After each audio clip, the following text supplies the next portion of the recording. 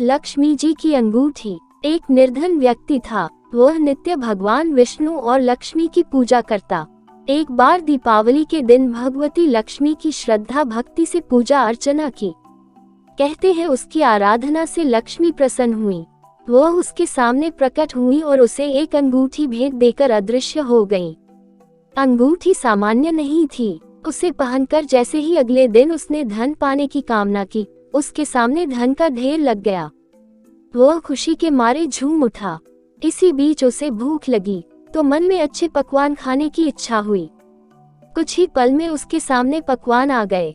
अंगूठी का चमत्कार मालूम पड़ते ही उसने अपने लिए आलीशान बंगला, नौकर चाकर आदि तमाम सुविधाएं प्राप्त कर ली। वह भगवती लक्ष्मी की कृपा से प्राप्त उस अंगूठी के कारण सुख से रहने लगा। अब उसे किसी प्रकार का कोई दुख, कष्ट या चिंता नहीं थी। नगर में उसका बहुत नाम हो गया।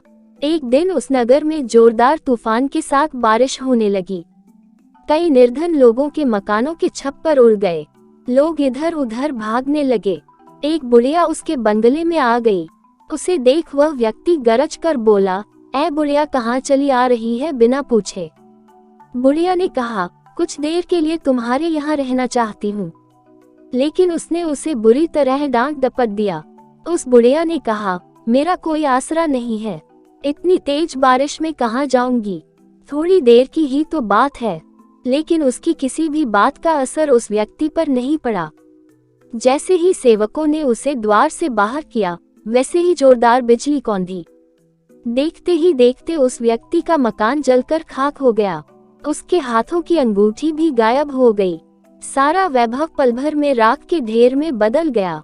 उसने आंख खोलकर जब देखा तो सामने लक्ष्मी जी थी, जो बुढ़िया कुछ देर पहले उसके सामने दीनहीन होकर गिड़गिड़ा रही थी, वही अब लक्ष्मी जी के रूप में उसके सामने मंद मंद मुस्कुरा रही थी। वह समझ गया उसने बुढ़िया को नहीं, साक्षात लक्ष्मी जी को घर से निकाल दिया था। वह भगवती के चरणों में गिर पड़ा। देवी बोली, तुम इस योग्य नहीं हो। जहाँ निर्धनों का सम्मान नहीं होता, मैं वहाँ निवास नहीं कर सकती। ये कहकर लक्ष्मी जी उसकी आंखों से ओझल हो गईं। दोस्तों, आपको यह शिक्षाप्रद कहानी कैसी लगी?